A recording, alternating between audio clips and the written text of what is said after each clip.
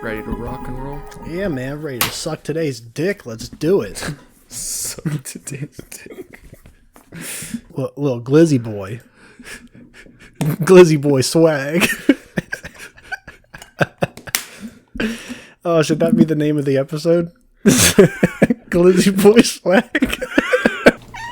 Welcome to the Trashcats Trashcast. I'm Richard. I'm Steven. And today is our freestyle episode of the cycle. First, Steven, how was your week? Man, I'm psyched to freestyle. These are fun. Yeah. My week's been stressful, but okay. I'm on my last week of school, so it's like it's just an intense crunch right now. But got 9 days left, so about the time this drops, so we'll have graduated again. Fuck yeah.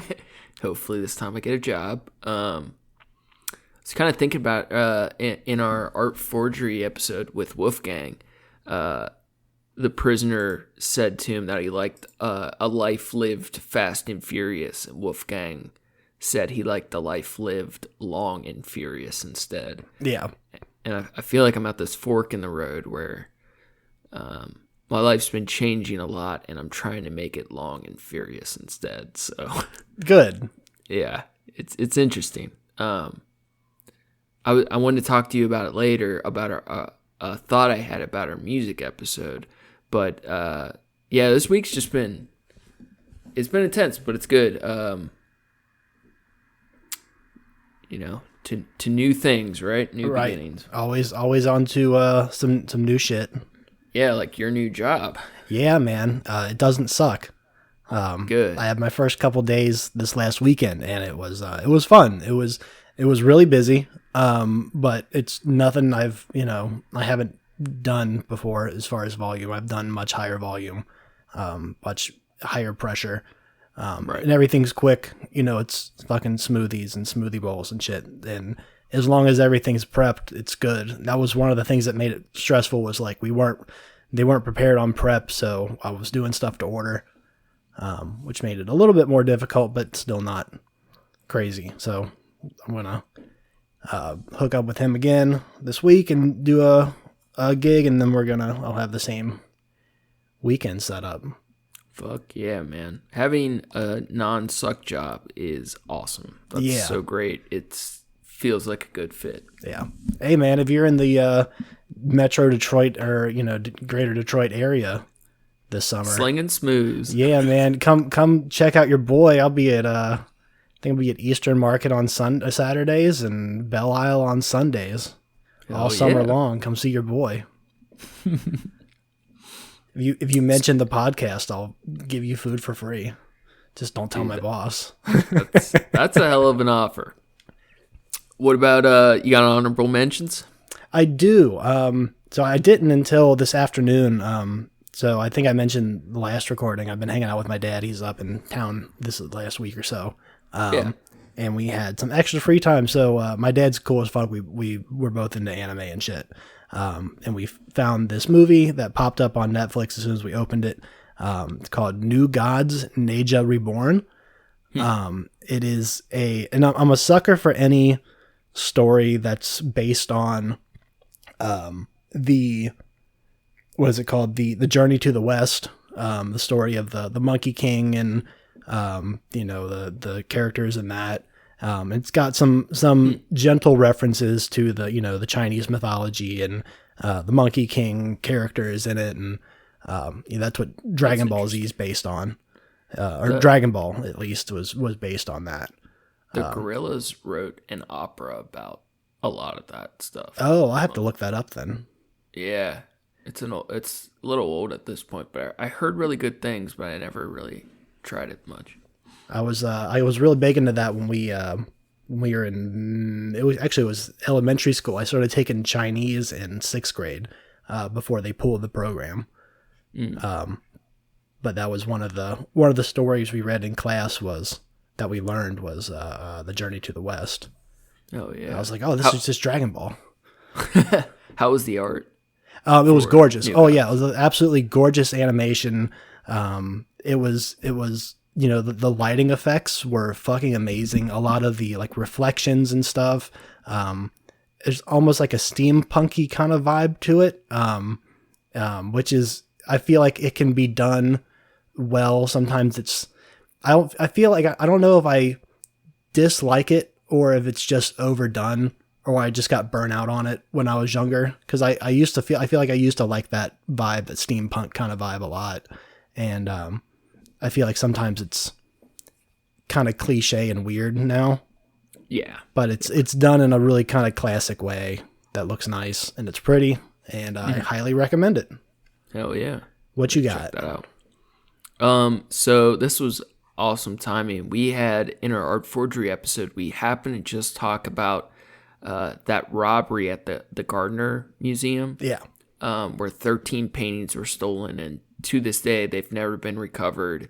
It included a Rembrandt Christ in the Storm of Galilee or whatever. Mm-hmm. One of the biggest art thefts ever.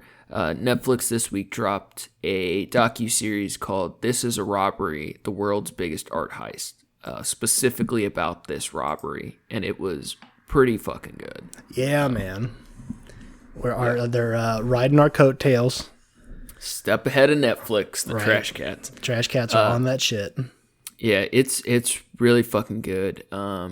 Parts of it are a little exaggerated or just kind of like hypothetical guesses at things. Mm-hmm. But at this point, the feds they might not have all of the right people, but they know the people who were involved.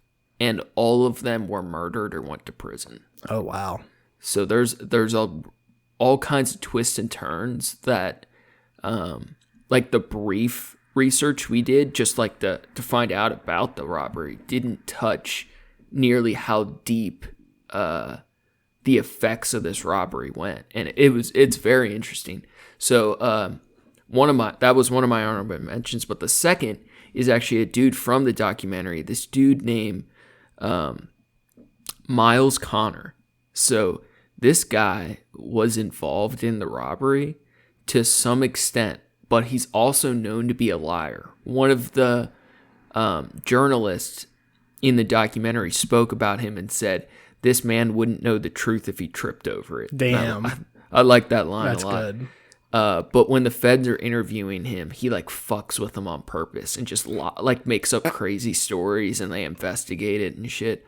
But he was known for stealing famous paintings for organized crime groups, and organized crime would use it to trade, or to have assets that weren't cash for different reasons. And it was also a big thing that art was traded for guns for whatever reason, because they could be sold for high amounts of money or transported more easily than cash.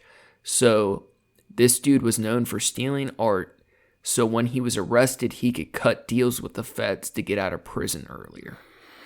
And he had successfully done it for himself and other people previously. So he's got this crazy story.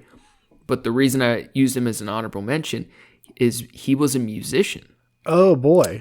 A very successful musician that his career kept failing because he would go to prison for his art heists. So he was a rock and roll singer.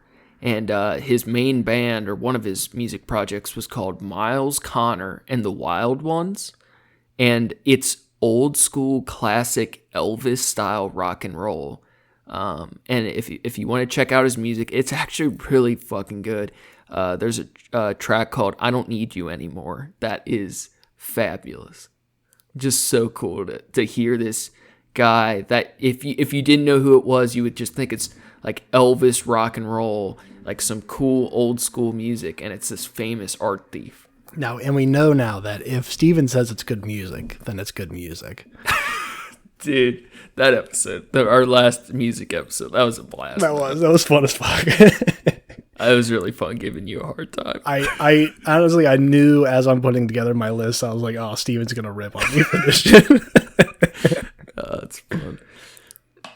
Honestly, you and Sarah are the same way. It's like you like lots of stuff, though. Like, you love good music. You just like lots of funny stuff, too. Yeah, thanks. Funny's a good way of saying bad. Last honorable mention, I sent you earlier this week. There's a YouTube channel called Philosophy Tube. It is run by a person named Abigail Thorne, and her videos are outstanding insight and philosophy courses. I think it started as a way to teach college-level philosophy on the internet for free, and it's turned into this amazing project. And we both watched, I think the video was how to make beautiful art in ugly times. Yeah, beautiful art in ugly times, I think is what it was titled.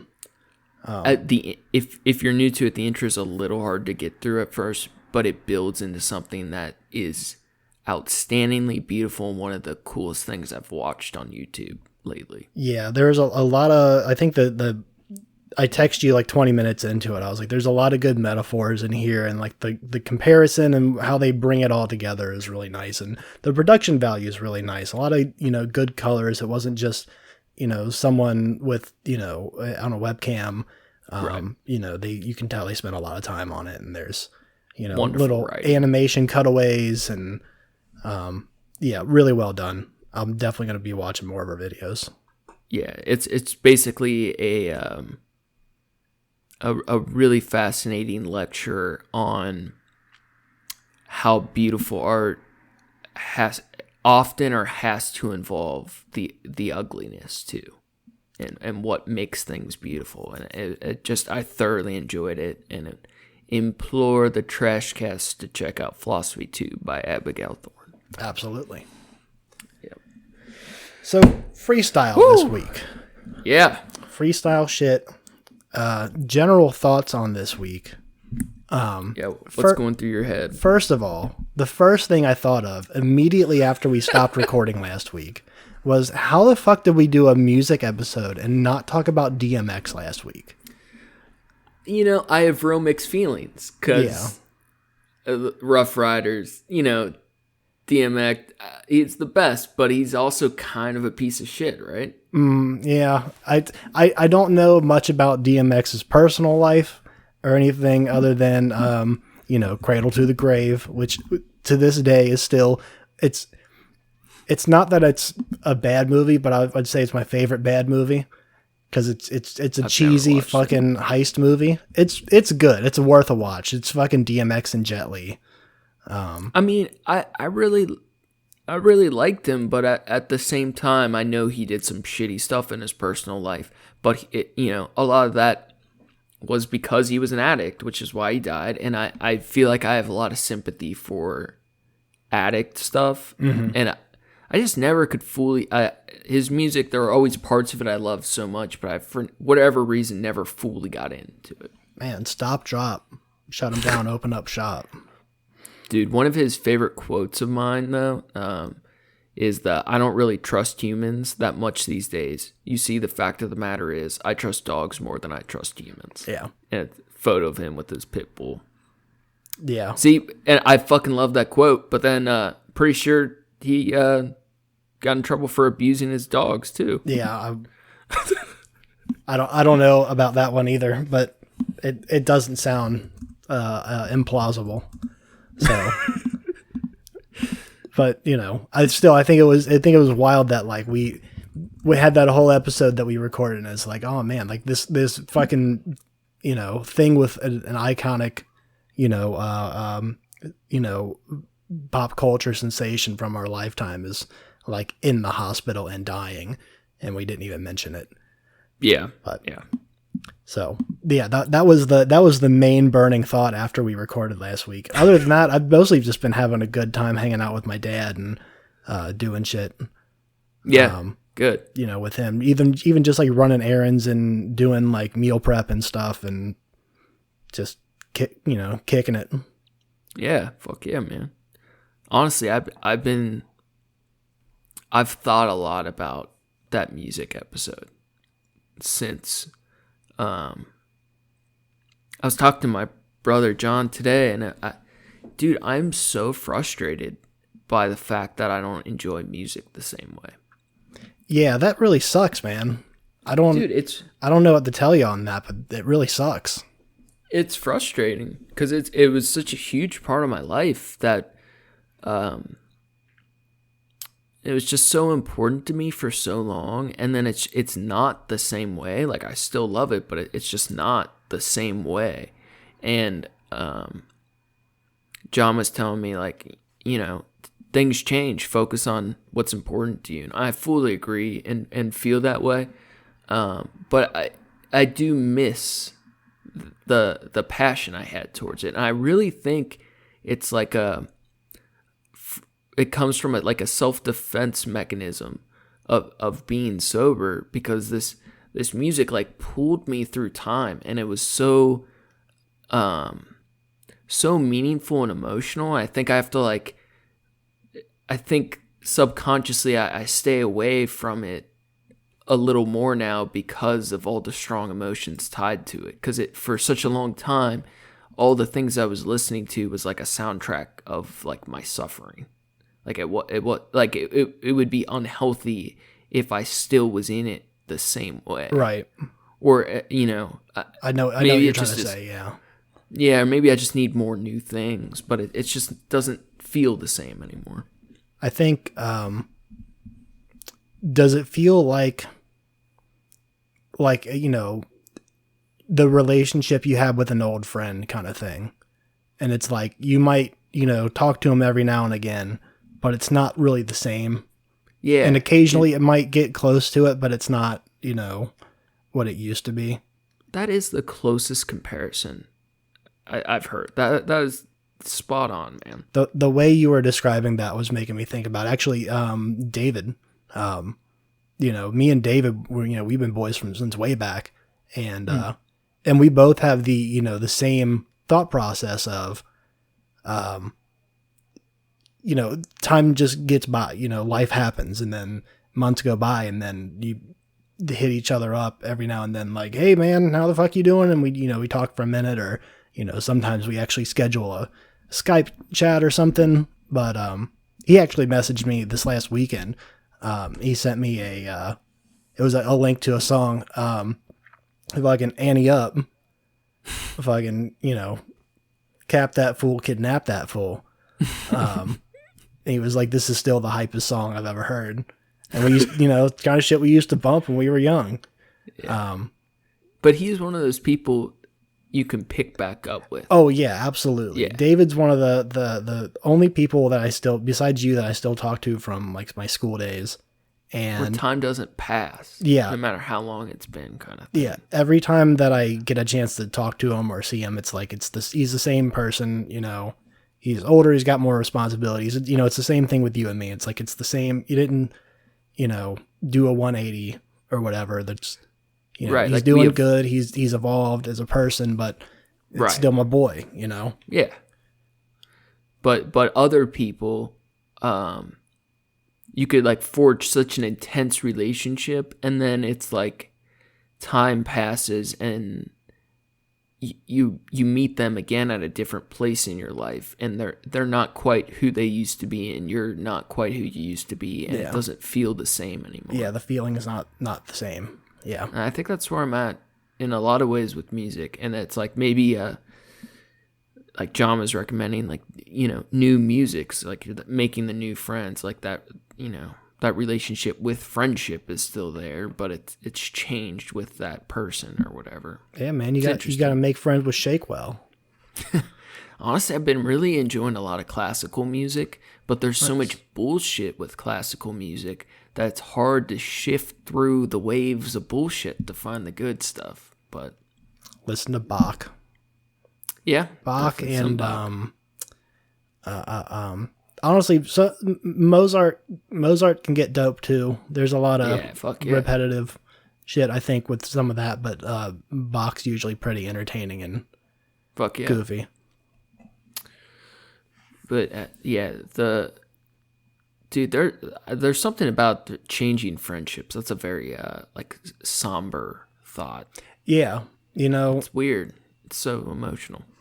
There's a friend of mine from middle school, actually, that we hung out all the way through high school and stuff, but he actually ended up dropping out of school, and he got his GED, and, you know, was like working. He would fucking, you know, he had a job and shit outside of school, and like we just didn't see him much anymore, and we grew apart eventually. And then, you know, I've been in touch with him a little bit over the last year, but you know, it's a little different. You know, it's not Right. like I'm, you know, definitely down to still talk and hang out with him and shit. It doesn't feel, the connection's not as strong, I guess. Which sucks, but yeah, man.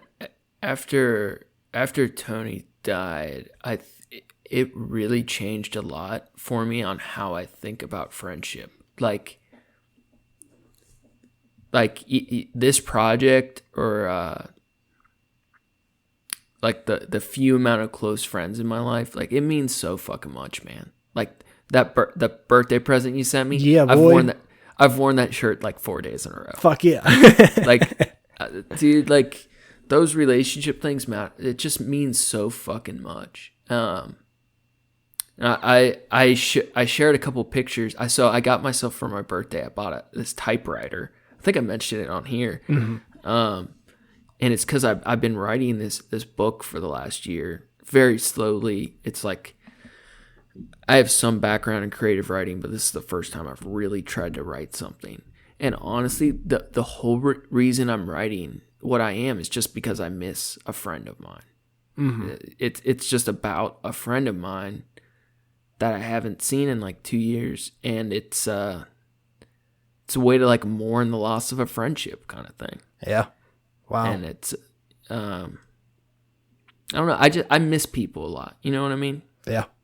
That's the people that, you know, you stay close with in the long term throughout life. It's like that's why that shit's so important. It just matters so much. I agree.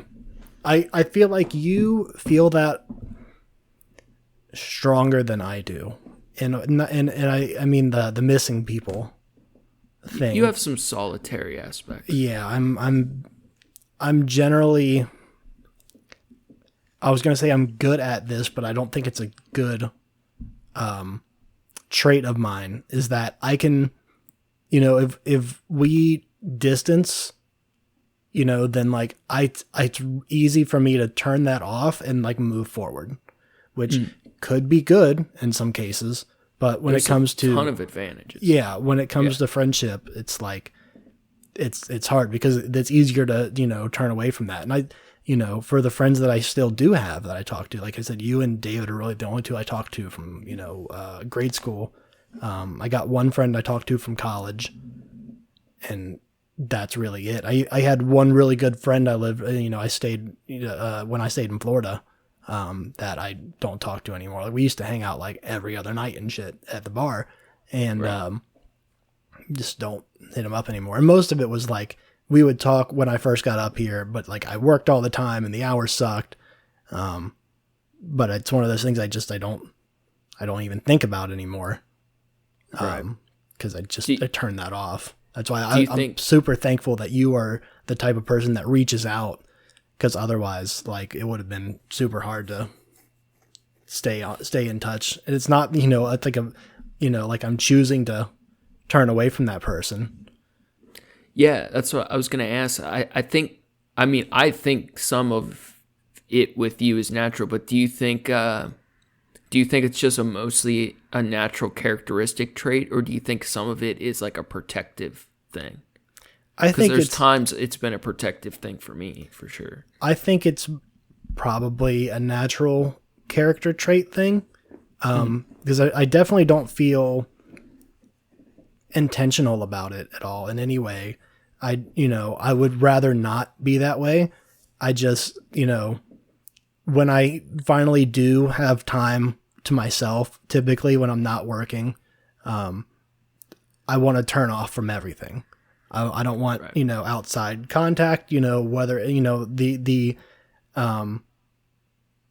know, I love text message kind of shit, because it's like, I can respond to that when I respond to that. Like if it's an urgent thing or whatever, or if it's someone hitting me up, you know, about something, like usually I'm usually quick to reply anyway, but it's like, I'm not rush to it. So I enjoy that. I think that's part of it's part of like the introvert thing, because it's like I said, I want to get home and I turn off and I don't want to be involved with anything besides my own shit, my own interests at that moment, which is usually sleep or, winding down from work. And lately with my last job, I had a lot more free time, so I was able to do that and get more comfortable. And definitely the quarantine shit helped out a lot. We were out of work for 2 months, and I got a lot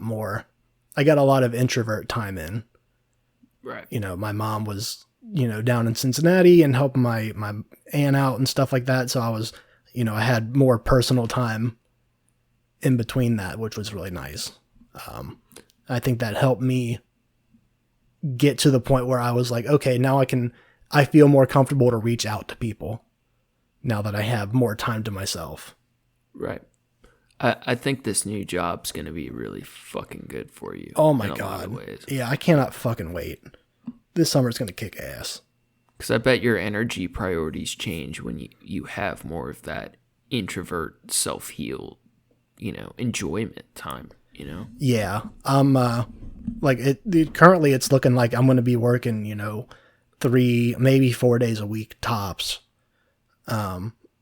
Which I'm always been down for that. I don't care if it's 4 or 10-hour days in a week. I would way rather have that than, 6, 5-hour days or whatever. Or, right. 6-hour days or whatever. That's fuck that. Yeah. I want to get, like, the days that I'm working are the days where I'm focused. Like, I don't care if it's, I start at 7 a.m. or, 3 in the afternoon. I'm thinking about work all day long, whether I'm there or not. So if I can get those out of the way, then the days when I'm not working, I can more easily focus on me and other people and shit. And that's the other one, is this job is mostly, right now at least, is morning hours. The latest day is like Sunday. I get out at 3. It's like, oh, that's fucking awesome. Great. Once I'm on the truck, it might be a little bit longer than that, but I'm not worried about that. Yeah. Dude, I had this week, I got invited by a group of crypto artists to get into the NFT game with them. Oh, yeah, boy. Are you working on that Young Jeezy's fucking snowman one? Did you see that? No. He's got an animated snowman he's coming out with. 6ix9ine just dropped one too. They're all dropping shit. Dude, honestly, though, this was I was kind of going back to the fork in the road thing. I've been a little frustrated with art stuff because I haven't had time lately, but I hardly had the energy to reply back to this dude, because it's just like, and he did it with the best of intentions, and it's one of those things, like, I really want to like get re-hyped about art, but art's changed so much too and I don't, it's not in a bad way, like I might classify music, but art's become a lot more personal. And in no way have I given up on my art, but I don't think of it as a way to make money anymore. You know what I mean? Yeah. So it's like just a gear is switch, I'm trying to do this whole new career route, and I have no idea if it's going to work. And it's not like it's what I want to do, but, you got to eat too. Yeah, absolutely. So the longer I can eat, the more art I can make over my life, kind of long, a long and furious route. If it's, even if it's not something that you want to do, as long as it can support the lifestyle that you want to live, right, without intruding upon that, then by all means, that's. And I know it will. Honestly, I know it will intrude on how I want and often choose to live, but I'm thinking I can at least make it as minimal or temporary of an intrusion as possible. That's that's the goal. That's at least exactly. That's a step. Yeah, I just know it's going to be rough for a while, and I know, like, my creative energies are spread thin as is, and, like, I mean, realistically, if I end up getting one of these jobs, like it will be hard to do the podcast. And I know we'd figure it out. Yeah. You know what I mean? But it's one of those things like, like when you're working full time, it's hard to like do a podcast and do art and work on a side. You know what I mean? It just you have to make sacrifices, and it sucks because the goal of my life isn't to amass money; it's to make shit. Yeah. And you gotta do what you gotta do. Enjoy it as you go, and sometimes you need money to do that. Now, do you think? 100%. Do you think for yourself? Do you think the creation or the enjoyment's more important? I was listening to some stuff about Nietzsche yesterday, and he's always had very interesting points of view on both on the balance of purpose or experience. I feel like I want to say the experience is more important, but I don't think that's true for me. I feel like I want to say that, but so much of what I do involves working with my hands, and I would hate working like at a desk job or something where I couldn't do that, or I didn't feel like I was constructing something. I didn't have the instant gratification of that. So I think the being the productive thing of it, like you said, making something is probably more healthy for me. Yeah, I definitely see that in you. I was talking to my cousin who's been struggling, and he's gone through a lot of the same stuff I have, and he's combating loneliness kind of thing, and I've been trying to explain to him, like, I feel like so much of that is tied to purpose. Like when you have a reason why to do things, or why to do what you're doing, or to live, the how is less important. Like you figure it out. Like the loneliness and the depression, those aspects matter so much less, or don't stick the same way when you have a reason why. Yeah. I feel like, to go back to the quarantine thing, I feel like I would have been in a worse off place if my mom hadn't moved up here and I was still back in my studio apartment. I feel for the people that have been, cooped up in their fucking, apartment by themselves. Because without work, without having a reason to get up and do shit, I would have crumbled pretty hard in that time. I feel like I would have, slept for days and days and days at a time, kind of thing, like a fucking long depression. So I can see that. I was gonna say, like, I was about to say it's hard for me to sympathize with that, because I have such a, not sympathize, it's not the right word. Of course I sympathize with someone feeling shitty emotions. But when I'm alone is when I feel like I do my best, but it's because I have a reason to get up and do shit the next day, and I'm planning out, weeks and shit in advance, time to spend with people and stuff like that. Right. But the loneliness does fucking suck, though. Yeah, it's just powerful. That's the reason one of the main reasons I ended up getting a cat, was so that I had somebody to come home to. Just something there that, greet me when I got home kind of shit. Dude, I think me and you have personally talked about this before, but so when I got my last felonies, I avoided the long prison sentence, but I had to spend a year in rehab, right? Mm-hmm. But I was like totally locked down. Worst year of my fucking life. And I had no intentions of staying sober after, and I didn't. But in retrospect, I didn't learn how to be sober there. Like, so many people would say that's what you've learned or that's why it was important. None of that fucking mattered. What the most powerful thing I learned, and to this day affects me so much, is I learned how to fully live alone. Yeah. For the first time. That's huge.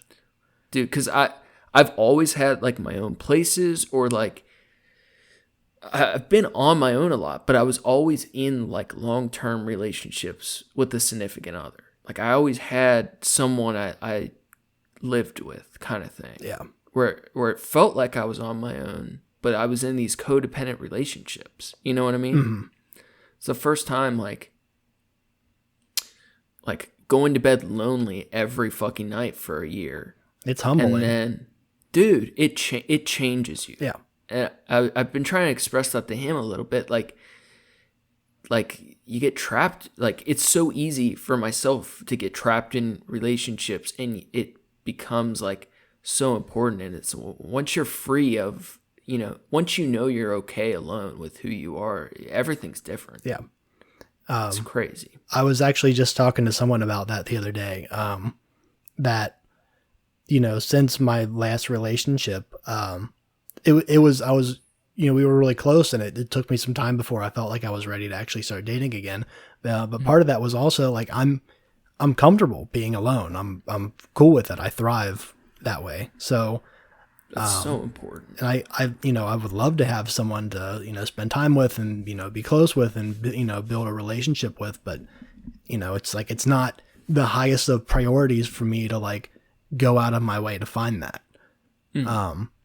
So it's like, when I have other shit that I can do to make money and do the things that I still want to do, by myself or, with friends and that I already have and shit like that. So, it's not that I'm not looking. I'm not on Tinder and shit. Ladies, if you're listening, hit up your boy. I seen our female follower count has gone up, so it's a little higher than it was. Yeah, a little higher than it was. It's still about to be a minority, but it's about to be your summer of love. Yeah, man. Hey, I'm looking forward to it. If nothing else, I'm gonna be out in the fucking Belle Isle and shit this summer. That's gonna kick ass. It's like a nice like island with like a parks, and there's an aquarium, and I think there's a fucking beach down there. There's all kinds of shit going on down there. There's an island? Yeah, it's in from you? It's in the fucking the river, basically, yeah. Oh, that Detroit River Island? Yeah, I mean It's not. I bet it's so much more beautiful than it sounds. There's another. It's gorgeous. There's another one that's called 3 Mile Island, and it's like radioactive or some shit. Yeah, that's where the nuclear explosion was. Yeah, I actually know a decent amount about that one. That was like the U.S.'s version of Chernobyl. I might be Chernobyl. I might be wrong on that. I thought it was in Detroit. That's 7 that's Mile. in. No, 7 Mile is just bad for a different reason. But 3 Mile Island. That's in Pennsylvania. Is it? Yeah. Okay. I thought there was one. There's a shitty one in Detroit, though. I might be wrong on that. Dude, those wolves in Chernobyl are still radioactive. Got to do something about those wolves. They still are like mutated radioactive from that explosion. That HBO series on it was so fucking good. I still haven't watched that. It's worthwhile. I just made a bunch of noise, cracking my knuckles and shit. Hey, that actually reminds me, real quick. I did order a new chair.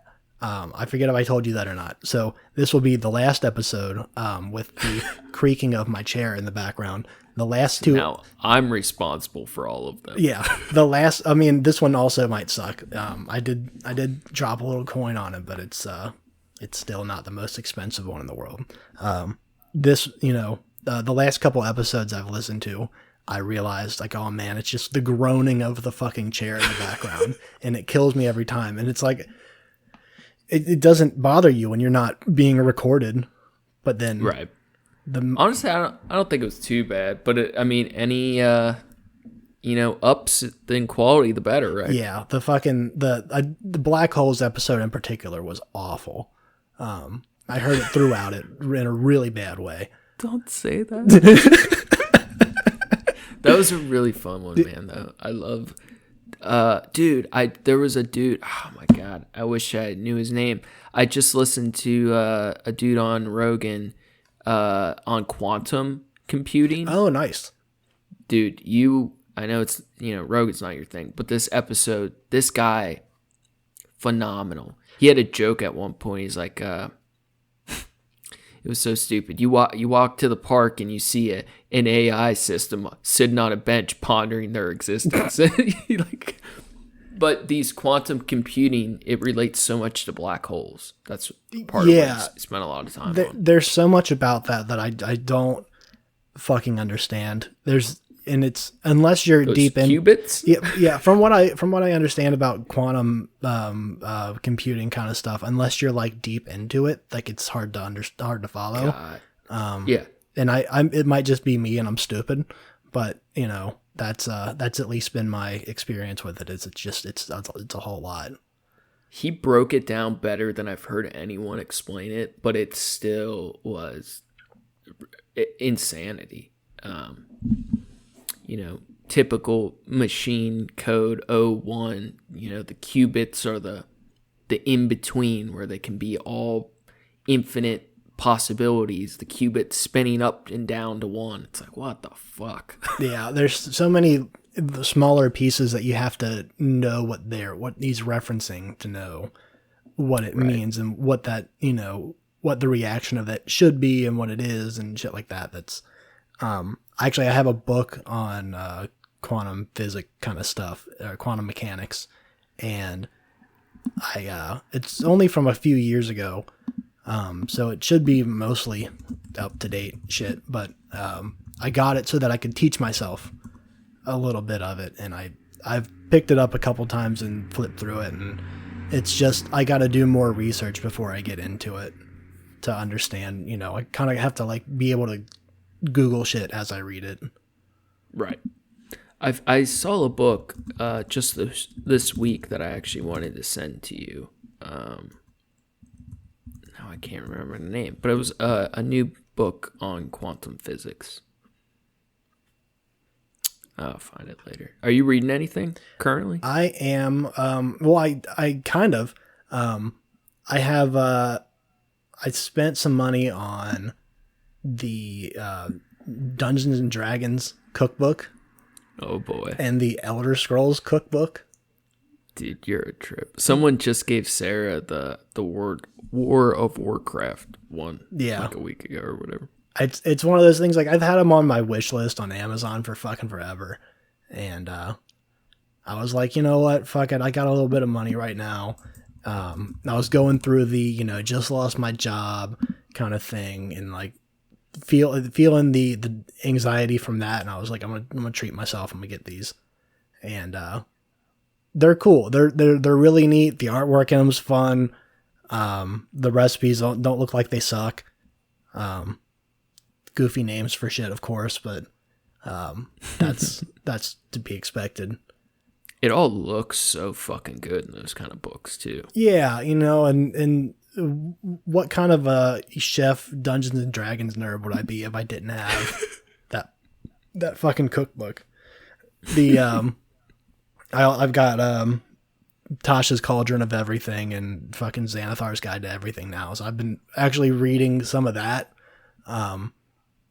because I thought that I might have to make a new character in our campaign soon. And luckily, I do. Yeah. Do you want? Keith killed me off in the first game. Technically it was the second session, but it was the first one with combat in it. You fucking killed off half of the party. My Goliath was slain. What a fucking dick. Yeah, I've been stuck on reading. I just haven't had time this week, but I'm like halfway through the last podcast on the left's book they wrote. It hit the New York bestsellers. Those dudes are the best. It's a book on serial killers. Was just finishing up the Geen chapter. Hell yeah. And then I still haven't got through all of that book by Dr. Carl Hart, The Drug Use for Adults, but I'm very intrigued by it so far. But the more I've got into it, the more I think I disagree with him respectfully. Mm-hmm. But I think he's doing very important work, but I still disagree a lot. But I like being challenged, you know? Yeah. I want to, that is actually one of my goals this summer. I have a few different, I think, obtainable goals this summer. Is one, I want to start maybe going to therapy. I don't think I'm not sure what I need it for, I guess. I think it would just be like... It's good for everybody. Yeah, it's like, I don't know what I want to get from it, I guess. And I'm sure I'll find something. But honestly, though, if you're wanting to do it, there's something subconsciously calling you to it. Even if it's not like a really, whatever. There's a reason you want to. Yeah. I feel like this is great. My mental health since we started doing this podcast has been fantastic. Because this is borderline therapy already anyways. I'm talking to Professor Steven here. So, but the other one was reading. I have the Mist series that I, like the entire collection. And I haven't.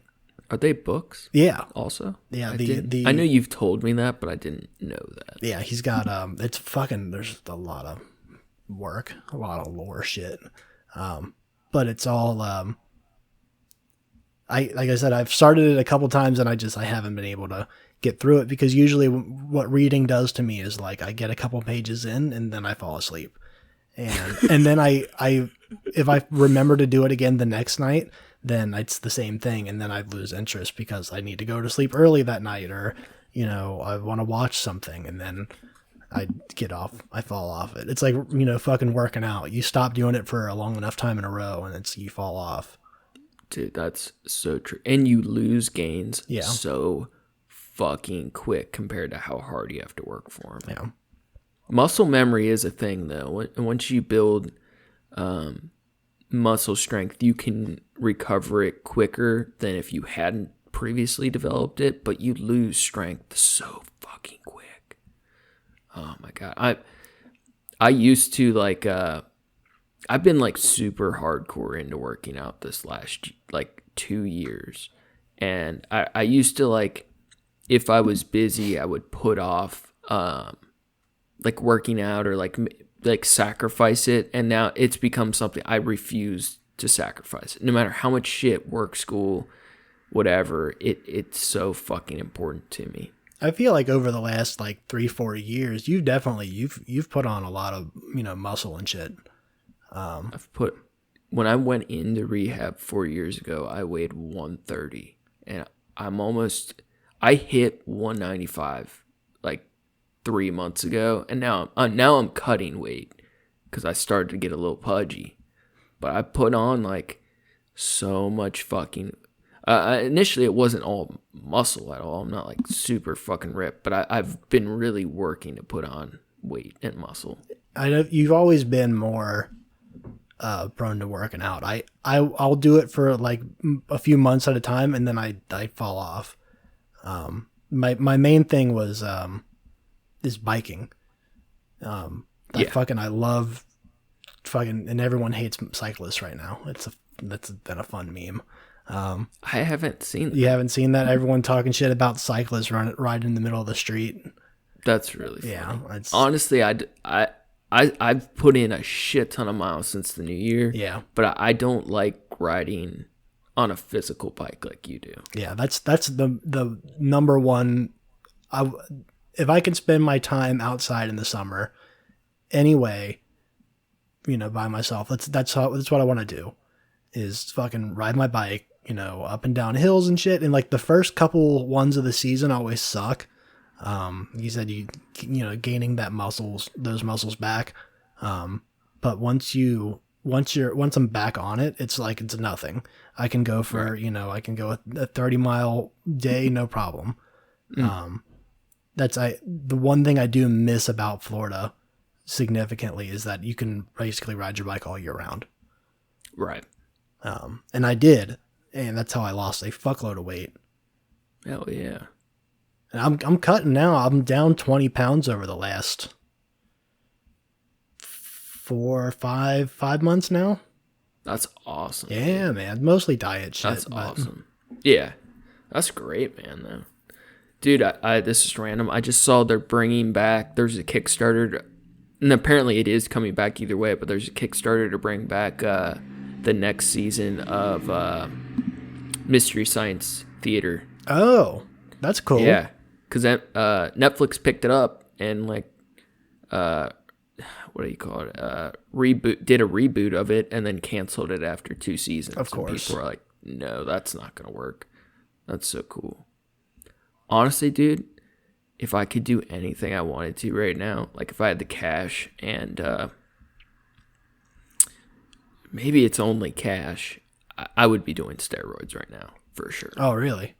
A light cycle. I've done it before and I would love to do it again. I have no experience on what that entails and what that means, other than I remember when I first heard about steroids and someone's like, oh, they fuck with your dick and balls. And it was like, oh, never mind. They definitely can. That's the thing, though, is it depends on what you're doing. And if you're doing it, unless you're like a competition athlete or into bodybuilding, if you're just a regular dude and you want to become stronger in a healthy way, the amount that you should be doing intelligently or well planned or through real medical help, there should never be any risk of that. Fair. Like most people just that have those experiences are doing it really dumb, or they want them quick results. Yeah, or they're going so fucking hard, or they're trying to be a bodybuilder or whatever. But it is incredible how good it can feel. Yeah, the only steroids I've ever done was something that was for, I don't even remember what it was for. It was, I want to say it was like a skin condition or something. It was like a rash or something I have, and they gave me as a quote, I'm doing air quotes, a steroid. Yeah, because it's a different type of steroid. It's not the same thing. I started that knowing that it wasn't the same thing. But those same body responses are applicable. Yeah. I saw somebody today that I don't know well, but they have a prescription for oxytocin. Are you familiar? I've heard that before. How is that different from Oxycontin?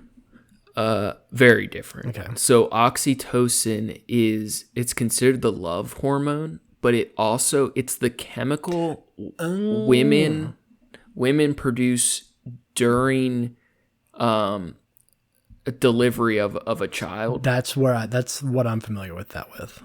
So when you're about to like pop your baby, you're about to poop your baby out, your body starts producing oxytocin, which causes uterine contractions. And when uterine contractions happen, it induces more oxytocin being produced. So it's like a positive feedback cycle or loop, whatever. But it is also a chemical or a hormone we all have in our bodies. And so they did these clinical studies. This is so wild. So it makes you feel romantic attachment and happiness to an extent. So you feel closer to people. You get some of those like Molly love vibes kind of thing. But it's interesting. It's one of the few hormones or chemicals like that it relates specifically to true love over attraction. So like if you had a nasal, it's not making you horny, but it makes you feel intense connection. Infatuation. And it's specifically in monogamous aspects, typically. It's a love potion. In a way. So when they did these clinical tests on males with it, one of the tests they did were how close a married man would stand next to an attractive female in public, subconsciously. And the tests of when you were on this medication, you tended to stand like 5 centimeters farther away from this woman because your love connection to the person you were in your monogamous relationship felt so much stronger. Your like connection, your soul connection kind of thing. I feel that. So there's prescriptions for it for other reasons. They do prescribe it for women who have sexual dysfunction with orgasms, and things like that. But there's a lot of different reasons for it, such as depression and stuff. But I recently saw you could get prescriptions for the love hormone, oxytocin. That's pretty fucking wild. Yeah, it's such an interesting idea. Oh, I found that book, The God Equation. The God Equation. Michio Kaku. Oh, yeah, I know that guy. I thought you would. I'm going to get you this book. Fucking theoretical physicist. It's his thoughts on string theory. Yeah, that's one of his main things that he is one of the main voices on string theory. The universe, in some sense, is like a chess game, and for 2,000 years we've been trying to figure out how the pawns move. Interesting. The Webb telescope, black holes, string theory. Oh, and it just came out too. That's dope. Buddhism. Yeah, I'm gonna get this for you, man. All right, cool. Fuck yeah, man. You're the fucking man. You've been hooking me up. I think this will be a good one. I got a couple Carl Sagan books recently. Not recently, I guess within the last couple of years. I found them at the John King Books up here. It's like a old ass 5-story, bookstore warehouse kind of thing. There's like a library for old books. For finding Mormon documents? Yeah, basically, yeah. It's exactly the kind of place where you would find some shit like that. So I've never read Sagan. Is he as difficult to read as I thought he would be? Like the brief reading I have done by him, it always felt very difficult to interpret. Compared to some people. I think he generally gets poetic in a way. At least the way that when I read it, I feel that way about it. Because you can tell he's obviously passionate about it, and he gets really emotional about, cosmology and stuff like that. And I feel like that comes through, probably more in his writing than it does. I was going to say more than it does in, the Cosmos series, which it's still by far one of my favorite things to watch, the original Cosmos with Carl Sagan. Mm-hmm. But he has like a monotone voice there, but like when you read the words he's saying, it's got more emotion to it. And I feel like that makes a disconnect with trying to pick up information when you're learning about new things from that perspective, I guess. So yes and no. I really dig it. I think he's one of the better writers on, space and cosmology and shit. One of the guys I had heard speak recently was talking about string theory and just the infinite nature, that we believe quantum mechanics or quantum computing will show us about space. That if space is so infinite, that means there's infinite versions of ourselves. Yeah. Infinite versions that are different. Bizarro mutated versions, identical versions. We're all out there trying to find ourselves or to find a purpose in a sea of infinite human beings or versions of ourselves. Yeah, I mean, there's definitely, if string theory is real, then it would basically mean that there are, like you said, an infinite version of yourself, and there's, some that are very, very different, but of you, but then some that are the exact same, and the only difference in that, that universe is that, or in that, timeline, I guess, is that you are, the only difference that happens there is like something that's either way after you or way before you, and it had nothing to do. It's not enough of a change that ever affected you, and that's like means clones and shit. Right. Yeah, that's why I've always been drawn so much to Nietzsche's writing, is because there's always there's all these like clauses that, regardless of any other possibilities, we are always our own God because of the nature of free will, or I don't know, just becoming choosing your own path. Yeah. I've always drawn to that. I did actually learn, while we're talking about philosophy, I did learn some new information this week. So we've talked shit on Plato in the past. I found out that apparently he was a professional wrestler. He was an Olympic wrestler. I think it was his main thing, that he just also participated in philosophy discussions and stuff. And he would, like, during debates, would like stand up and like fucking, flex and like, but I'm right because I'm fucking bigger than you and shit, I guess. I'm not sure if that's exactly true, but that's the way it was kind of phrased. Dude, that's awesome. Yeah, it's kind of cool, but it does kind of line up with the like, his theory, or I guess his philosophies were really vague and kind of, just derivative of Socrates, because he was just a fucking meathead. And it's like, I like that headcanon of he was just a fucking, a big muscle bound, himbo that, just, heard enough of Socrates' shit that people were like, oh, he knows some shit. Dude, that's fun. I had recently heard something else about Plato I wanted to tell you, and I can't remember it. But what was I gonna say? I had a good one for you. All right, so can I run this by you? Yeah. Okay. I found. So I was trying to find thought experiments to run by you. I was actually going to recommend we did that for another episode, so I'm glad you bring it up now. Let's do it. Okay, we're totally going to do it. This one, I don't know how much commentary we'll have, but it's called Quantum Suicide and Immortality. So quantum suicide is a thought experiment in quantum mechanics and the philosophy of physics. So this thought experiment is so weird. I like this one.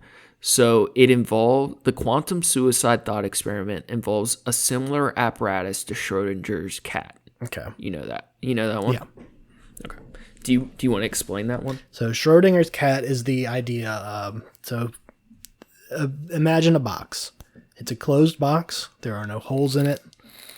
And the idea is there a cat in that box? And you don't know until you open it. So the concept of Schrodinger's cat is that there both is and is not a cat in that box until it is observed. Right. So you have to assume that it is and is not, which is a what's the word I'm looking for? Contradiction. Yeah, basically. Yeah. That other word. Yeah. The other word for that. Yeah. But it's two realities existing at the same time, right. Or the uncertainty, quantum uncertainty. But you can put quantum before anything and make it sound cooler, right? Do you have a? Now that's basically the idea of string theory, though, right? Schrodinger's cat, because multiple realities exist. Yeah. Out of unknowing. More or less, yeah. In a way, yeah. So. The quantum version, the quantum suicide, is a box which kills the occupant in a given time frame with the probability of 1/2. So 50% chance that the occupant dies in the box, right? The only difference is the experimenter recording observations has to be inside the box. The significance of this is that someone whose life or death depends on a qubit could possibly distinguish between interpretations of quantum mechanics. By definition, fixed observers cannot. So, both interpretation, the probability of surviving the experiment is 50%. But no one know if you have to be, the observer can't truly distinguish what's happened with the person in the box. It's kind of confusing. So the idea is that they know that, does the observer know that the chance of them surviving is 50%? Or they're saying, would they know? I don't know if it matters if they know. I don't know if the observer is the person going in the box. I don't know if the person in the box knows it's a 50-50 they're dead or not. I don't know if it matters, though. But that person going in the box is the only one who can report what happens also. But as an outside perspective, we don't know if they're dead or not, if they could report. It's kind of the same thing where both realities exist, but there's no way of knowing it. Instead of with the box, there's a chance to find out what happens. In a way, it kind of leaves it so there's a way we could never know what happens. I don't know. That it reminds me almost more of, I'm not sure if this was a real. I'm sure it probably was a real thing that somebody did.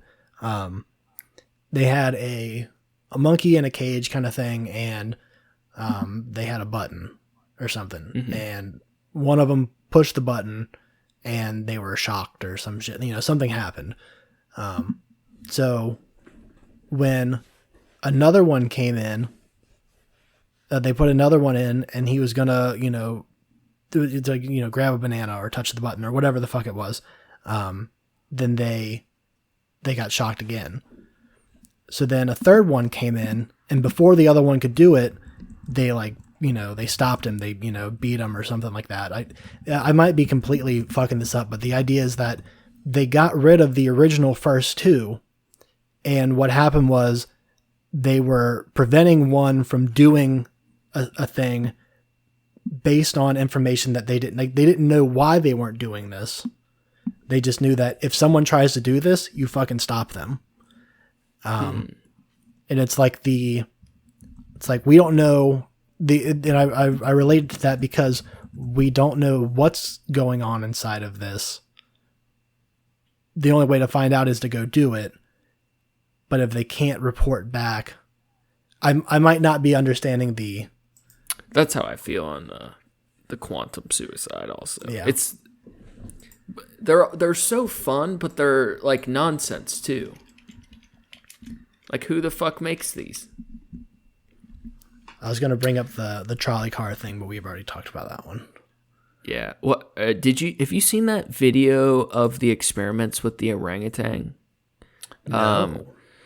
I don't even know what they were trying to figure out, but they had these orangutans in like, they weren't shitty cages, just like a normal enclosure, and they would put these peanuts in a tube, and the idea was they had to do some sort of like trick or function, and then the tube would be lifted and they would get the peanuts or whatever, right?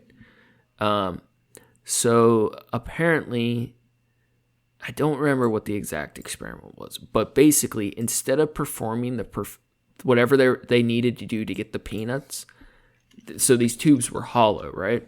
Instead, the orangutans went to their water source and would put a bunch of water in their mouth and go to the tubes and spit in them to fill the tube with water so the peanuts would float to the top and they could steal the peanuts. And it like fucked up the whole experiment, but it was this whole new, they learned so much more, It's crazy that the forging weapons, creating spears to hunt ants and different animals. It's crazy. No, I don't like monkeys. No? Oh, dude, We've talked about I forgot that to before. mention my slippers are clean. Oh, good. That's how I was supposed to start this episode. You can wash slippers? Did you put them in the machine or did you hand wash them? I hand washed them. Okay. You were right. If you, I was go ahead with whatever you were gonna say. Have you watched anything on Travis the Chimp? No. Do you remember that story in school, like when we were younger, of the woman who got her face ripped off by the chimp? Yes. So that's real story, right? So there was this chimp named Travis, and there's monkeys or orangutans that smoke cigars and drink, get high, all those things. But this particular chimp named Travis was like well known in their small town, and it would drive a car sometimes, Jesus, like on its own.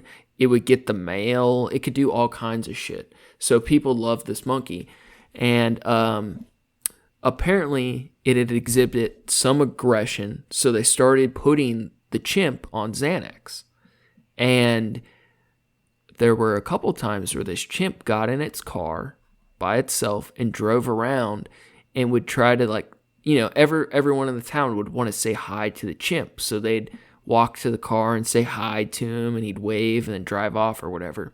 This chimp Travis tried to pull women into his car on multiple occasions. Wow. So the cops finally had to tell the owners that Travis wasn't allowed in public the same way. So I guess the aggression starts getting worse, and they're putting Travis on more Xanax. The woman's best friend comes over to the house with a different haircut this day, and the chimp freaks out, and dude, it beats her to death, in the front yard. She manages to live, but it ate her hands and ripped her face apart. So that woman we always heard about with the face ripped off by the chimp, it's definitely true, but there's so much more to the story. So her hands are gone. The owner has to kill the chimp. The owner takes a shovel and then kills Travis. And so the woman with the face, she was the first person to get a full face transplant. Oh, wow. So years after that story came out, there were all these stories in the news, first human face transplant. And it was the woman that got attacked by that chimp Travis. Dude, I was watching interviews with her, and it is wild. Dude, so her hands were gone. They did hand transplants, and she had the new hands for a couple months, and they got infected, and then they had to remove them again. Jesus. Yeah, but she does motivational speaking now. She's not sad. She for years she only spoke with a veil, and her face with these surgeries has continued to get better. She still looks messed up, but much better, and she does all this public speaking now. It's very interesting. Yeah, wow. I'm looking up pictures. She looks. I'm trying to pretty find good right when now. This picture was you can see there's looks like a something cancer more. Yeah, but it's for what it is. Wow, that's absolutely amazing. Initially, she looked like Mason Verger from the Hannibal movies. Yeah. She looked closer to that at first and wore a veil, but now it's amazing what they can do. Dude, we're going to be living forever one day. All the gene mutations and shit, if you got the money. Yeah, fuck. So I was looking up the quantum suicide thing, and first of all, I want to point out that quantum suicide apparently is also the name of a a dating sim. It looks like a dating sim of some type. What? Little Japanese anime thing. Oh my that came God. up. So that's so funny. that's a funny thing. I didn't actually read the wiki on this yet, but I think we should. I want to look into this one more for sure. But yeah, I was thinking about that for a different episode. Would be a fun thing to I don't know if there's experiments we could do on ourselves or something, or I like look. things that I we could found try and like, you know, over like a week and then, you know, report back on how it was. You know, maybe like there's like, it's not ASMR, maybe it is ASMR, but there's like those frequency things they say, like a binaural, whatever the fuck frequency yeah. things. Binaural beats. Yeah. I used to play with those, like when they were new, and they're so much better now. They're weird. Yeah. Weird stuff. I never got anything out of it, but I think I just didn't have the patience for it. But Yeah, you really have to enter a state of meditation that where you're very susceptible to it, I think, or it's very hard to experience. And so much of it is mental at that point. But I think there can be things to it. They make these beats that replicate different drugs or experiences or effects. Like, I remember downloading some sort of emulator for it, like in high school way back.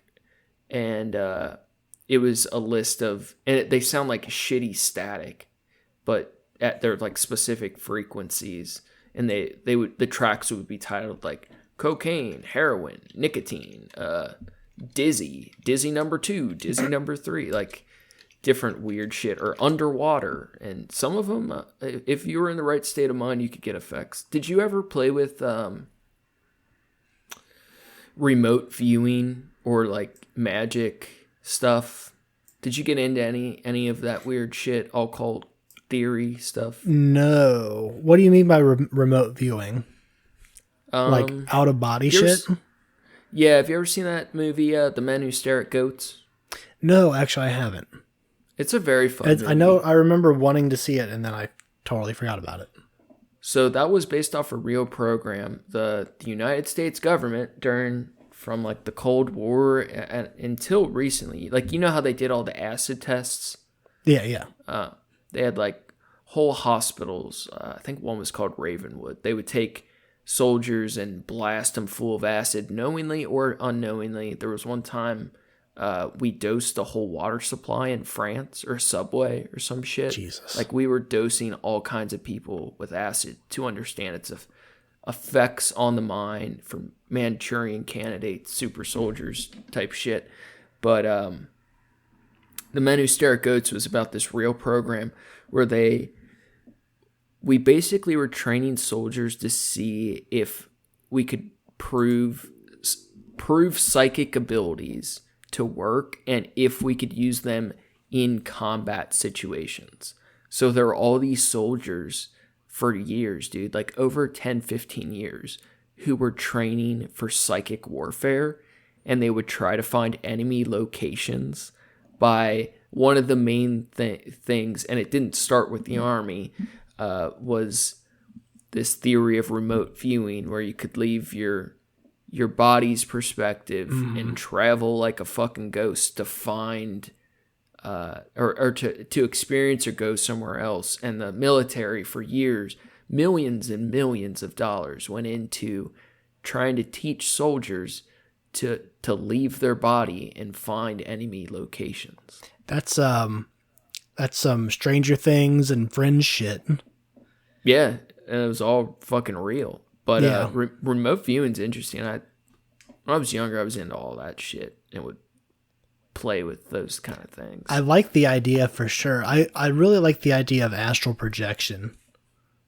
I forget what the difference is. They're very similar. I think astral projection is more of like a meditative or sleeping. Travel. Yeah, like you're consciously choosing to do. It might be the same idea, but you're leaving your body consciously, kind of thing. Right.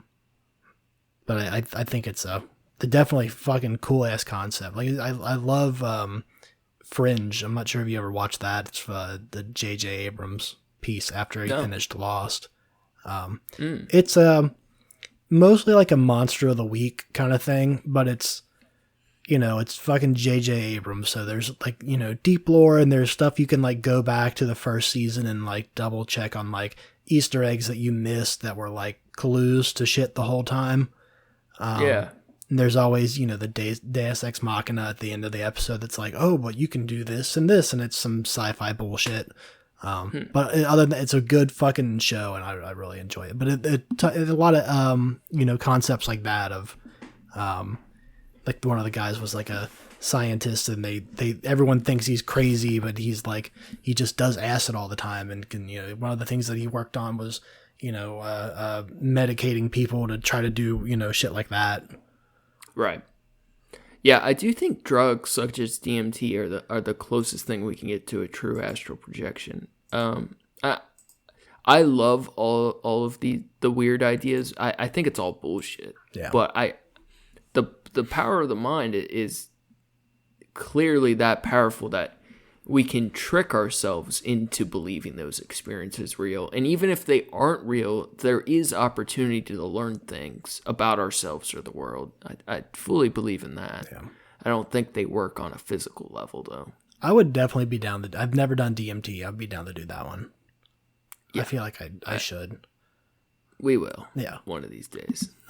With our Trashcats neck tats. Yeah. That's when I wake up with it. You spaz out on DMT and I give you your neck tat. Yeah.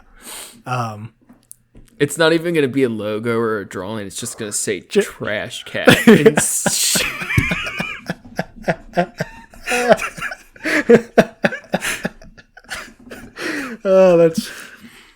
That's so fucking good. Oh man. We could get a QR code to our Anchor page. Oh boy, that won't age poorly at all. Not at all. That'd be great. Have you seen the sound tattoos kind of stuff? Oh, the ones like the waveform looking ones. Those are cool. Yeah. I like that. Yeah, that's neat. That's the interactive thing of that. It's really nice. I've seen ones where people, like a loved one who's about to pass, they get them to say something, and then you tattoo the waveform, and then anytime you miss them, you could scan it on your phone and hear them speak to you. I think that's really cool. Yeah, that or I've seen that with like heartbeats, shit like that. Yeah, I think it is harder to do with the more complex ones. I think the more complex ones, most of the time they sneak in a QR code, so it's not actually scanning the sound wave. But the augmented reality tattoos and some of that stuff gets pretty fucking wild. I was thinking about drugs now. I was thinking of actually not that long ago about the kind of drugs that I would do now. Let's do steroids together. No, I'm good. I got no reason for it. Oh, dude, it'd be so much fun. Nah, I'm straight. That's all you, homie. I would definitely do mushrooms again. Actually, I've considered, I think I mentioned another one, like I've considered doing microdosing, if that becomes a thing I can do legally. But I'd always said before, like, I would like to try acid again, because I feel like everyone's had a shitty experience. I didn't have a shitty experience, and I feel like the only way there would have to be a lot of conditions involved. Like, I would have to know it was like good shit and like where it was made. So it's gonna have to be a thing where like it's at least decriminalized or legal. So it's a thing where like I know that it's a controlled thing. I don't want to, I don't want to buy acid off of, some fucking crackhead off the street. You. Yeah, I'm sure. Dude, what do you need good at? You just need it to work. If it's gonna sit in my fucking spinal fluid for the rest of my life, that's a myth. Yeah, well, still, if I'm gonna put it in my body in general, I want to have at least a better concept of what it is. Oh, your body's too sacred for my dirty ass. Yeah, yeah, it is. Dude, I have a pretty good one. One time, it was in Northside. I was watching. I don't know why, but I was on a bender, bro, and I I had a bunch of mushrooms. It was like maybe an ounce or something. But I was watching. I would never watch this movie, but I also was like super out of it. I was watching it. I think it was called Rango. That Johnny Depp. Is that with the lizard? Animation. The lizard. Oh, yes. God. So, dude, I'm like tripping out watching that. And most of my psychedelic experiences have been incredibly negative. But I'm an addict. I want to do it. And the ones that I had were beautiful, were some of the most amazing experiences of my life. But I tripped out to Rango, and it was a terror-filled nightmare. Dude, terror. And I'm like naked watching Rango, like losing my mind. And I hadn't ate in like days. Like it was at least a day or two. And I tripped for like 12 hours, and I like finally come out of it. And it occurred to me, to beat a bad trip, I had to have a good one. So I kept it going. Of course. Yep. I just ate more mushrooms and rewatched Rango until it was okay. And it took days.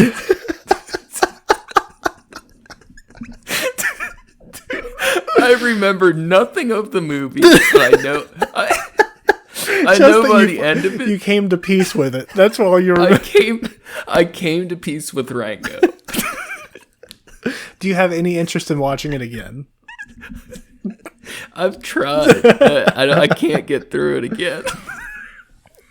Some of the biggest like drug culture movies that, or I guess cult kind of movies that everyone says like, oh, you gotta watch, like fucking Fear and Loathing. Fucking Jesus Christ, the one where they're in the desert. Fear and Loathing. Yeah, Fear and Loathing. Thank you. I was gonna say the Las Vegas one, and I realized I don't think that's in the title. It's Fear and Loathing in Las Vegas.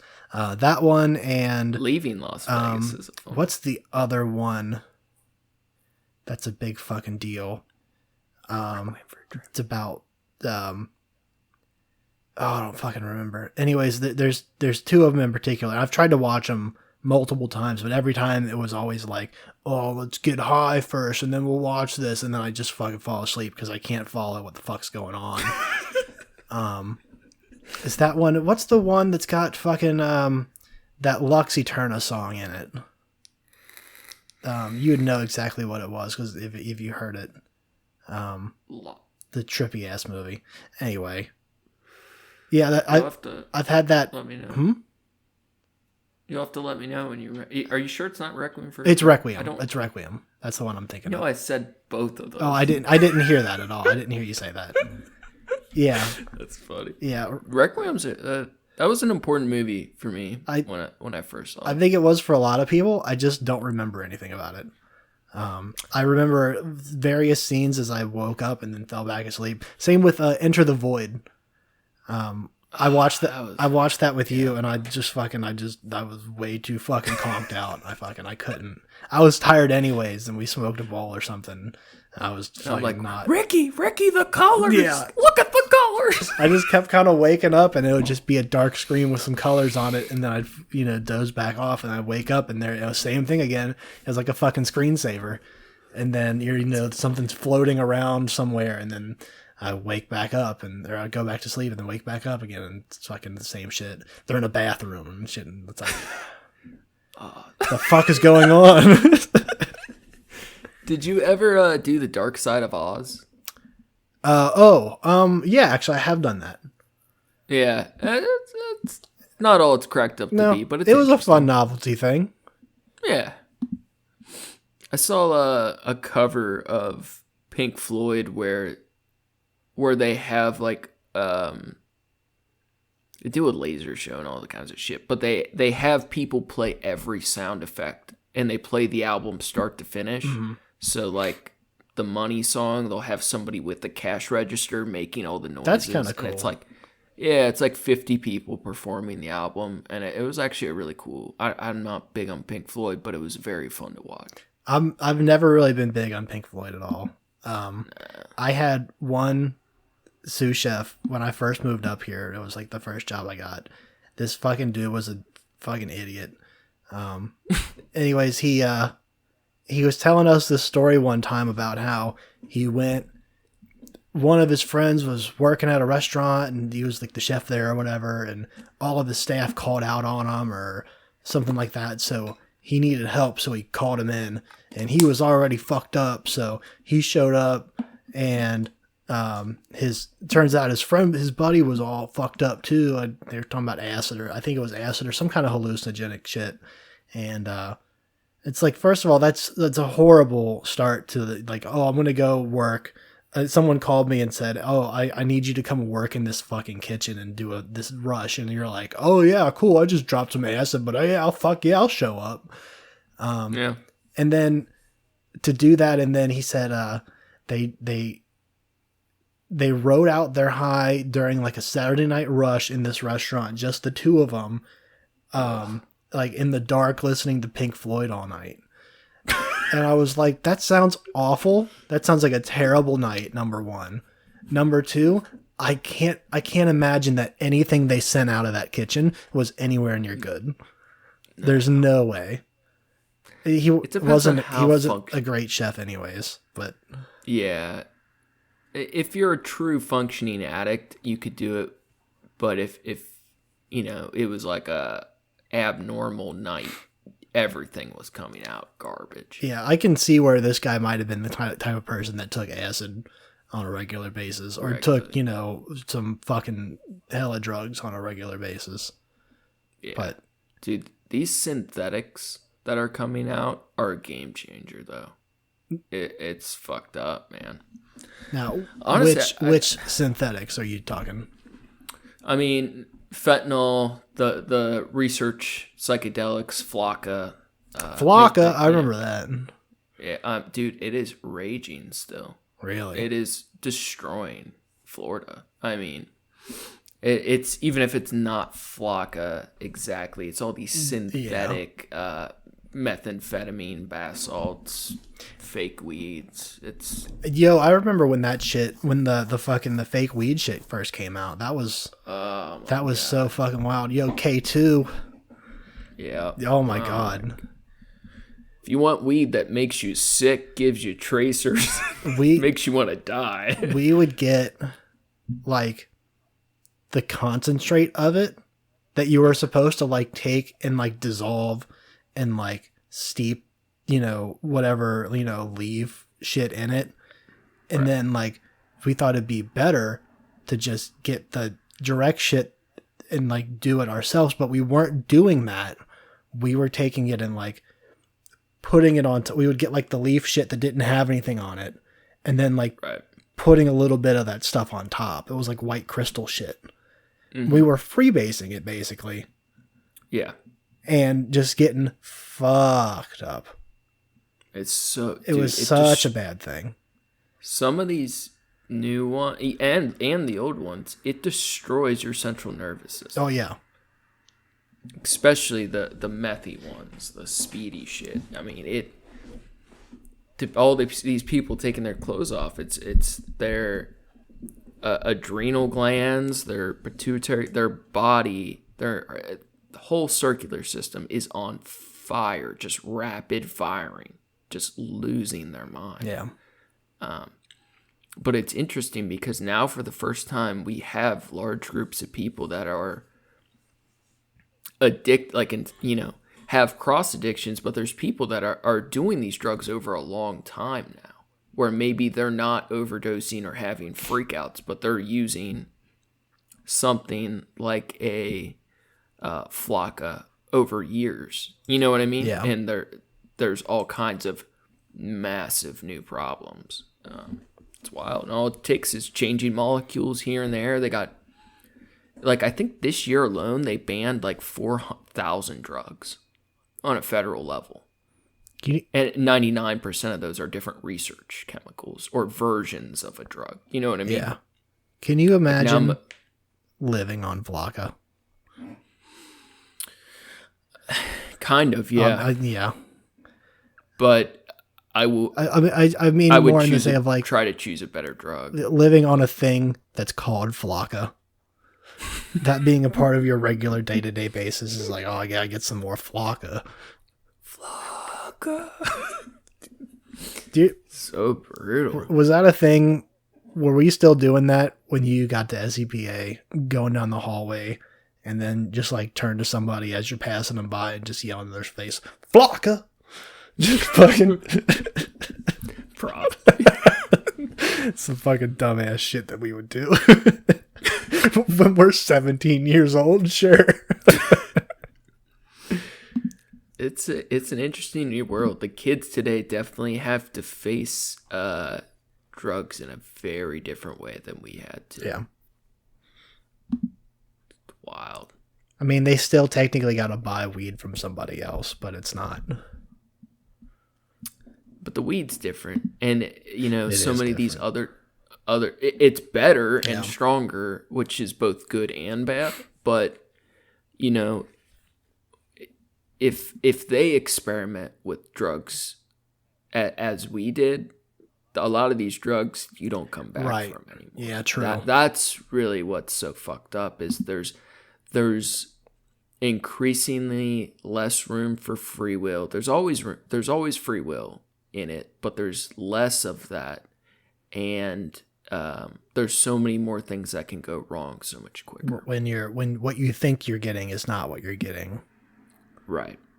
And it's made in some lab by, you know, an organization with a lot of power and interest in having you completely biologically addicted, or to have you know, so much more powerful than we could ever, you know, humankind's ever experienced chemically, you know, for $5. Yeah. It's very interesting. I remember. I'm so. I remember scraping together money when we would actually get the people that we would buy weed from, when they would say, "Hey, you know, we got, you know, we would get a blunt for $5. You know, it's always Reggie trash," and then Yep. when sometimes they'd be like, "Oh, we know a guy with Kush or with something, you know, some dope," and we're like, "Oh."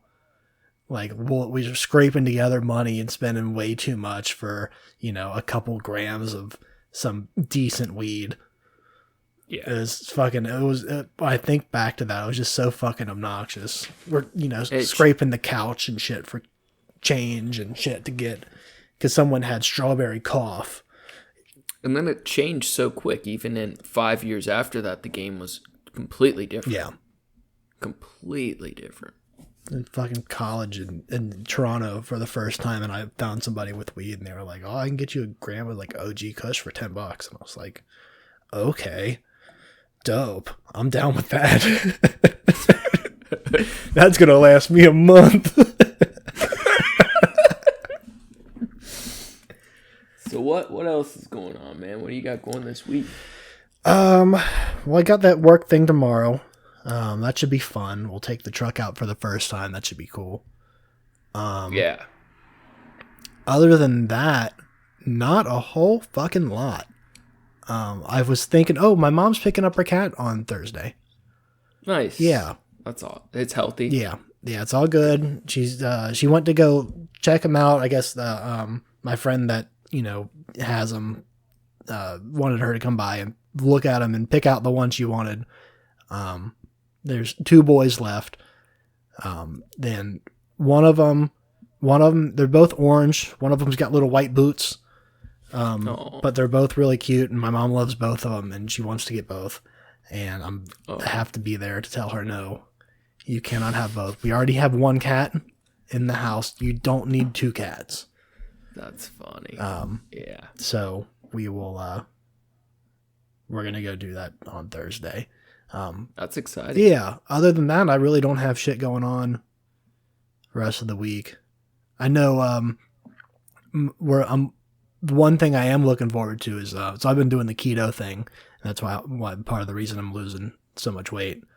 You know, I don't follow it religiously because it can be extremely unhealthy. Yeah. But I'm doing pretty good. And before my dad leaves, we're going to get sushi from there's a really dope sushi place up here. So we're going to get a nice feast on that. Is that anti-keto? Yeah, that's rice. That's what I thought. Yeah. That's one of the things I will absolutely break it for. Yeah, dude. There's a balance. I know you know better than I do. Like you gotta have fruits and vegetables and shit. It's like that's the thing about keto is like you can't do fruits and you can't do like they try to tell you to stray away from carrots and shit because they have a higher sugar count than a lot of other vegetables. And it's like bitch, don't tell me I can't have a carrot. Go fuck yourself. Yeah. So that's insane. It's finding the balance. Smart, yeah, exactly. Yeah. There's balance. Could I lose weight a lot faster, technically, if I didn't do it? Sure. But I'm not going to ruin a balanced diet. Yeah, it could make you a lot unhealthy. Yeah, exactly. Yeah, my too. fucking clog on my arteries and shit. I'm going on 30 this year. I don't need to. That's a scary ass thought. I'm going on 30 this year. Yeah, and I'm it's weird, man. I'm not. I don't want to fuck up with my blood pressure and shit like that. I actually have to be concerned about that now. That's so weird. Yeah. So weird. Yeah, getting old's weird. Weird shit. I started. I was talking about my ears ring every now and then. Now. Yeah, some tinnitus. Yeah, it's maybe once every couple weeks I'll get a thing that lasts. It's not bad, but it's never happened before until the last year. Oh, really? Yeah. See, I've had, randomly since I was a kid. I think a lot of people, sometimes it can be related to aging, but it's not inherently tied to that. My mom's got tinnitus real bad. Dude, we need to watch that YMH4. Yes. I'm down to do that whenever. Okay. Is that a link that goes away, or is that just you have that now? I downloaded it. Cool. Yeah. Got a stolen copy. Oh boy. Yeah, they started making you have a sign-in code and shit, and I was like, nah. I will find it. But I really want, dude, I want to watch that fight so bad on the 17th. I want to see my boy Ben Askren beat Jake Paul. I don't watch anybody beat Jake Paul. Yeah, I would give money to watch just about anybody fight him if they win. Yeah. But I think that'll be fun. But just fucking doing school, man. This was a good escape from it for a bit, though. That's for sure. Yeah, man. And we got to fucking play more of A Way Out. Dude, I know. I keep thinking about that. We're right at the best part. I got Resident Evil 8 coming on a couple weeks still, but I'm psyched for that one too. But I really want to finish up A Way Out with you, man. So much fun. Nice. I've mostly been playing lately with my dad. Burnout Paradise or Paradise City. Oh yeah, been playing that. Yeah. The new Need for Speed game. Been fucking with that. Nice. And what's the other one? Oh, Golf with Friends. It's on game. It's just like a putt golf thing for Xbox. It's fun. It's a goofy little fucking mini game. Is that thing. The motion? No Capture. Okay. No, it ain't that cool. Did you see it? They put out the new Doom's coming out for VR. Oh, that's sick. Yeah, that VR, man. I just actually picked that up too. That's on Game Pass right now. It's what? Doom Eternal. That's not. No, it's not. It's. I think it's the newest one that's out. It's still a few years old, but gotcha. Yeah. It is gory and is exactly what Doom should be. I hadn't played it before. I just knew that it was supposed to be pretty fucking hard, and it is. But it's a lot of fun. Hell yeah. Yeah, we need to get some game time in. But, dude, I'm super psyched for our next episode, our art one. Yeah, that's going to be dope. Do we spill the beans? Yeah, man, spill it. So we're going to do the art of war. We haven't fully decided. The art of war or the art of terror or some sort of combination of both, where we look at the branding of terror and the art or propaganda of war. Some examples may include looking at different gang art or terror art, different logos by terror organizations, DEA patches. If you look up DEA patches, drug patches, they have some insane shit that's real. Like, I actually ordered one off the internet the other day. It's the Heroin Intelligence Unit, and it's a blue dragon holding poppy flowers. And there's ones of the Cocaine Intelligence Unit is a skeleton in a snowstorm. Yeah, it's fucking... The Molly one is a Grim Reaper at a disco. It's fucking so cool. So fucking wild. People actually wore these on their uniforms. And if you see a cop, like there was one from Florida where it showed like some alligators, and it was like it basically had the vibe of like, we'll feed you to the gators. Yeah. And it was like, holy shit. Like if you see a cop wearing Grim Reaper badges and like gator shit, you're like, I am done. Yeah, you are fucked. You are completely fucked. So we want to look at like different art from like their perspective of terror or war, or the branding of these things. Yeah. I think this will be really fun. Fuck yeah. That'll do it, huh? Yeah, I think that's all the air I got in my lungs for the day. It's all the bullshit I can spew out of my mouth. It's enough trash for one day. You got any advice or anything you want to throw out? No. I was trying to come up with a joke real quick and I couldn't do it. Well, yeah, here's one. Follow your fucking, I don't know, get yourself on the right path, do your thing. I don't know. It's never too late. Sometimes I feel like I take that for granted that I have that outlook on life, but in some people I feel like need to hear it more. Like, keep trying. Shit sucks. It sucked for a long time, and it's not been really great, especially the last year or so, but the world sucks, and having friends that you're with make it better. If you need artistic inspiration, the Philosophy Tube, Beautiful Art in Ugly Times, there's so much good shit in that. And like, we talked about drug stuff a lot today, but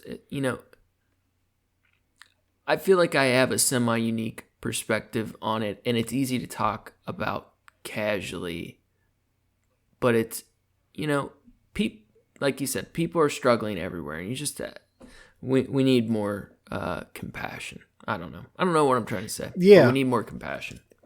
If you can be anything in life, be kind. We're trashy. Thanks again for listening. Thanks to Approaching Human, my brother, for his music. You can find his work on SoundCloud at Approaching-Human. Make sure to check out the show page at Trashcats on Instagram for news and art from the show. And remember that trash is for everybody, and we all deserve it. Yep. If you're super bored, you can check out my trashy art on Instagram at Skyzix. I think that's all of our shout outs. Yeah. Make sure you tune in next week for our episode on the art of terror or war. That's going to be all for us today. Stay classy, eat trashy. Go fast, eat trash. See you next time.